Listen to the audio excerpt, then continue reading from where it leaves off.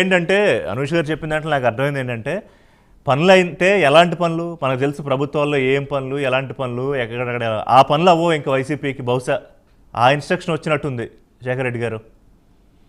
సరే సరే సార్, ప్రజలకు సంబంధం లేదు అంటే నా అండర్స్టాండింగ్ లో ప్రజలకు సంబంధం లేదు ఇది.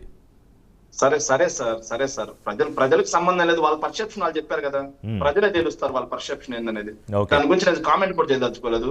At the same time Rayapati ఏదైతే మన ఏదైతే జనసేన సారీ ఉండవల్లి అనుష గారు మాట్లాడినట్టుగా, అనుషమ్మ మాట్లాడినట్టుగా నేను చంద్రబాబు నాయుడు అని చెప్పి పేరు మాట్లాడను, చంద్రబాబు నాయుడు గారే అంటాను, పవన్ కళ్యాణ్ గారే కదా, మంచిదే కదా, good practice, good practice, Nara Lokesh గారే అంటాను నేను. సరే మీకు అది అక్కర్లేదు, చంద్రబాబు నాయుడు అని పిలవాలనిపించుకుంటే మీరు జగన్మోహన్ రెడ్డి గారిని కూడా జగన్మోహన్ రెడ్డి అని పిలవండి, నేను కూడా చంద్రబాబు నాయుడు అంటాను. మంచిది శేఖర్ రెడ్డి గారు, మీ ప్రాక్టీస్ నా మీద ఎందుకు రుద్దుతారు? మీరు పవన్ కళ్యాణ్, మీరు జగన్మోహన్ రెడ్డి అని పిలవండి, నేను పవన్ కళ్యాణ్ అంట. అది మంచిది శేఖర్ రెడ్డి గారు, మీ ప్రాక్టీస్. సరే ఇప్పుడు అది చర్చ కాదు, అది చర్చ కాదు, వదిలేసేయండి. శేఖర్ రెడ్డి గారు రండి, మ్యాటర్లోకి రండి, మ్యాటర్లోకి వచ్చేయండి. మీరు ఎట్లా అంటారో అట్లా అనండి. ఇప్పుడు ఆవిడ ఎలా అన్నారో అలా అన్నారు, మీరు ఎలా అంటారో అలా అనండి. ఇంకా ఏం చేద్దాం సార్? నేను యాక్చువల్లీ మీ మధ్యలో దయచేసి ఎవరు ఆపొద్దు సార్, ఎందుకంటే నేను ముగ్గురికి సమాధానం చెప్పండి, మీరు తీసుకోండి, టైం తీసుకోండి. ఫస్ట్ నేను అరుణమ్మకి చెప్పాలి సార్, జనసేన అరుణమ్మకి చెప్పాలి. ఉద్యోగాలు లేక అల్లు లక్ష్మణ అని చెప్పేసి విద్యార్థులందరూ ఇబ్బంది పడతా ఉంటే ఎక్కడిచ్చారు సార్ ఉద్యోగాలు? వీళ్ళు జనాల్లోకి వచ్చి చెప్పన్నాడు సార్ అంటున్నాను. సరే ఎక్కడిచ్చాము అనడానికి చంద్రబాబు నాయుడు గారు బాగా గుర్తుపెట్టుకోమ్మా, ఇది రికార్డ్స్ ఉంటాయి, నేను చెప్పే మాట కాదమ్మా, పే స్లిప్లు ఉంటాయి, ఆధార్ కార్డులు ఉంటాయి, అన్ని ఉంటాయమ్మా, చూసుకోండి. 2014 నుంచి 19 మధ్య చంద్రబాబు నాయుడు గారు ప్రభుత్వ రంగంలో ప్రభుత్వ శాశ్వత ఉద్యోగాలు ఇచ్చింది 34,108. జాగ్రత్తగా నోట్ చేసుకోండి అమ్మా, ఫినాన్స్ డిపార్ట్మెంట్ లో కనుక్కోండి చెప్తాను.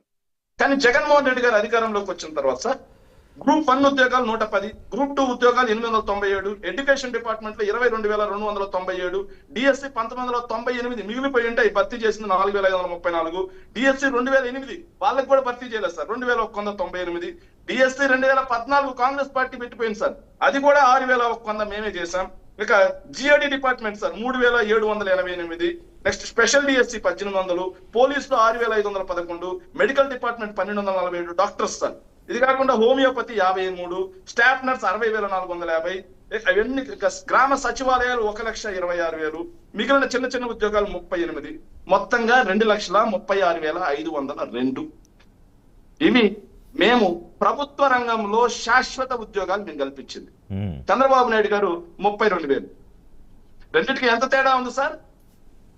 ఇది తప్పు అని చెప్పి డాక్యుమెంట్ తీసుకొచ్చి నిరూపించమన్నాను సార్, ముక్కు నెలకు రాస్తాను సార్. నేను డిబేట్ లో కూడా రాను సార్, ఇంకా వైఎస్ఆర్ కాంగ్రెస్ పార్టీ కండువే కప్పుకోను సార్ నేను. ఇది తప్పు, ఇదిగో అయ్యా డాక్యుమెంట్, శేఖర్ రెడ్డి నువ్వు చెప్పింది తప్పు అని చెప్పి చూపిమనండి, ముక్కు నెలకు రాస్తా. ఇంకా గవర్నమెంట్ వైఎస్ఆర్ కాంగ్రెస్ పార్టీ కండువే కప్పుకోను నేను.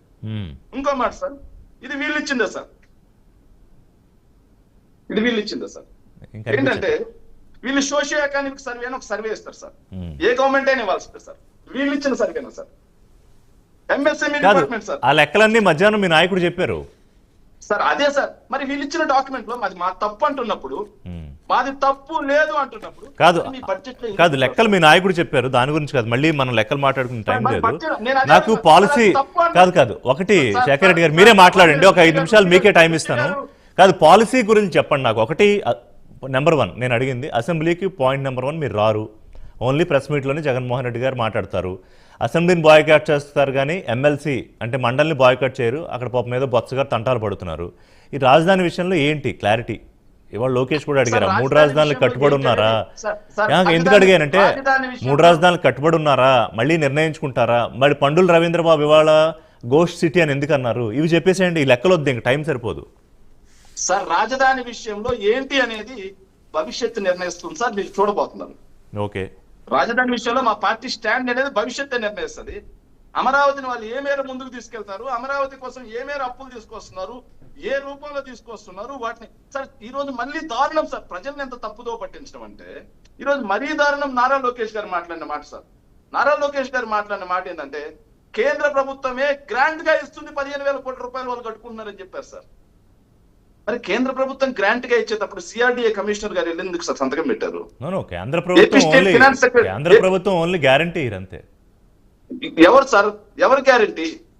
కేంద్ర ప్రభుత్వం గ్యారంటీ. ఒక్క నిమిషం సార్, తెలుగుదేశం పార్టీ ఆస్థాన పత్రిక అయినటువంటి ఆంధ్రజ్యోతి పేపర్ లో వచ్చిన ఆర్టికల్ సార్, మొన్న మార్చి 1వ తారీఖున వచ్చిన ఆర్టికల్. ఒక్క నిమిషం సార్ నేను చూపిస్తాను. తెలుగుదేశం పార్టీ ఆస్థానపతి జయ హో అమరావతి, చూడండి సార్ ఒక్కసారి. జయ హో అమరావతి, రాజధాని అమరావతికి 6,000 కోట్ల రూపాయలు నిధులు కేటాయించారు. ఈ రోజు ఆయన సెల్ఫ్ సస్టైనబిలిటీ సిటీ ₹1 కూడా కేటాయించలేదు రాష్ట్ర ప్రభుత్వం నుంచి అన్నారు. కానీ 6,000 కోట్ల రూపాయలు కేటాయించారు. బడ్జెట్ లో పేజ్ నెంబర్ 4 లో కూడా ఉంది, చూడండి సార్ మీరు. Amaravati people okay. సో లెక్కల్లో కాదు శేఖర్ రెడ్డి గారు, కాదు ఒక నిమిషం, ఒక చిన్న ఇబ్బంది చెప్తా. చూడండి కాదు, మనము ఆ లెక్కల్లోకి వెళ్ళాం అనుకోండి, స్టాటిస్టిక్స్, అది చాలా టైం పడుతుంది. నేను పాలసీ అడిగాను, మీరు క్లియర్ గా చెప్పారు. అమరావతి అంటే నాకు అర్థమైంది ఏంటంటే 1 minute లో చెప్తాను మా పాలసీ ఏందో చెప్తున్నాను సార్. ఓకే సార్ మా పాలసీ ఏందో చెప్తాను, దయచేసి ఆగండి సార్ ప్లీజ్. రాజధానిలో 41,000 కోట్లతో 41,000 రూపాయల కోట్లతో ఏదైతే పనులు ఏడీబీ, ప్రపంచ బ్యాంకు, హడ్కో, కేఎఫ్డబ్ల్యూ వంటి ఆర్థిక సంస్థల అప్పుతో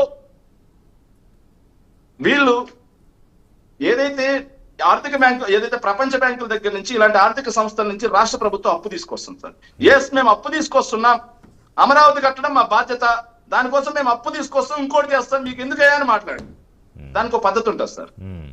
అట్లా కాకుండా మేము అప్పు తీసుకురావట్లేదు, కేంద్ర ప్రభుత్వం తీసుకొస్తుందని అబద్ధాలు ఆడి ఎందుకు రాష్ట్ర ప్రజలను తప్పు పెట్టాలి?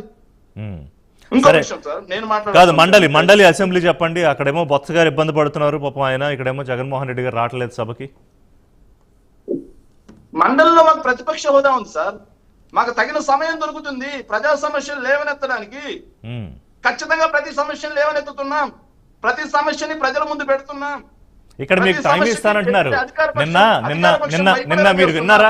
ఏవాళ్ళు కేశవ్ అన్నారు, నా టైం తగ్గించుకుంటాను, జగన్మోహన్ రెడ్డి గారికి ఇస్తాను నా టైం కూడా, మా సభ్యులు మిగతా టైం కూడా జగన్మోహన్ రెడ్డికి ఇస్తా ఉంటున్నారు. అంత తగ్గించుకునే వాళ్ళైతే మేము కూడా చెప్తున్నాం సార్, మాకేం అలయన్స్ అక్కర్లేదు, మాకేం వీళ్ళు ఇచ్చే డీజిల్ అలయన్స్లు, పెట్రోల్ అలయన్స్లు ఏం అక్కర్లేదు సార్. అలాగే వీళ్ళు ఇచ్చేటువంటి స్పెషల్ డబ్బులు అక్కర్లేదు, స్పెషల్ సెక్యూరిటీలు అక్కర్లేదు సార్. మేము చెప్తాం స్పెషల్ సెక్యూరిటీలు అక్కర్లేదు. మరి ప్రతిపక్ష నాయకులు కాదు, శాలరీ కూడా వద్దా? కాదండి, ఎమ్మెల్యేలకు జీతాలు కూడా వద్దా అంటున్నారు. ఏం అవసరం లేదు సార్, మాకు డీజిల్, పెట్రోల్, శాలరీలు ఏం అవసరం. ఏదో వైఎస్ఆర్ కాంగ్రెస్ పార్టీ నుంచి మేము చూసుకుంటాం. మరి ప్రతిపక్ష నాయకుడిగా గుర్తించండి. మరి ఆ సమయం ఆ చేతుల్లో ఇప్పుడు వాళ్ళ స్పీకర్ గారు ఏమన్నారు, క్లియర్ గా చెప్పారు. ఆయన దేవుడు వరం అయిపోతే పూజారి నిమ్మని అడిగితే ఎట్లాగా అని చెప్పాడు ఆయన. నేను ఫైనల్ గా ఒక మాట చెబుతాను సార్. నేను ఇక్కడ చర్చలోకి వచ్చిన వాళ్ళు ఎవరి దగ్గర నుంచి అయినా నేను ఆశించాను సార్, పరిగెత్తుకుంటూ వచ్చింది కూడా అందుకే సార్. నేను ఏం ఆశించాను? జగన్మోహన్ రెడ్డి గారి ఈరోజు సుదీర్ఘ ప్రెస్ మీట్ పెట్టారు కదా. సో ప్రెస్ మీట్ పెట్టారు, డాక్యుమెంట్లు అన్ని చూపించారు కదా. సో ఏదైతే మా సోషల్ మీడియాలో మంచి పరిజ్ఞానం ఉన్న అనుష వస్తుంది, సోషల్ మీడియాలో బాగా యాక్టివ్ గా ఉంటుంది, ఏదో మంచి 4 డాక్యుమెంట్లు తీసుకొస్తుంది. జగన్మోహన్ రెడ్డి గారు తప్పు చెప్పారండి, అసలు ఇవన్నీ కాదండి, అసలు ఇదండి నిజమైన డాక్యుమెంట్ అని చెప్పి చూపెడతారు అని ఆశగా వచ్చాను సార్. ట్రాఫిక్ లో ఇరుక్కుపోయిన వచ్చాను సార్. మా అరుణమ్మ జనసేన పార్టీ నుంచి వచ్చి సార్ మీ జగన్ గారు చూపించిన తప్పు సార్ అంటారేమని వచ్చాను సార్. కానీ నేను ఆశించింది. ఓకే, అరుణ్ గారు, అనూష్ గారు రెస్పాన్స్ ప్లీజ్. ముందు అరుణ్ గారు. సార్, ఇదే లెక్కలో అసెంబ్లీలో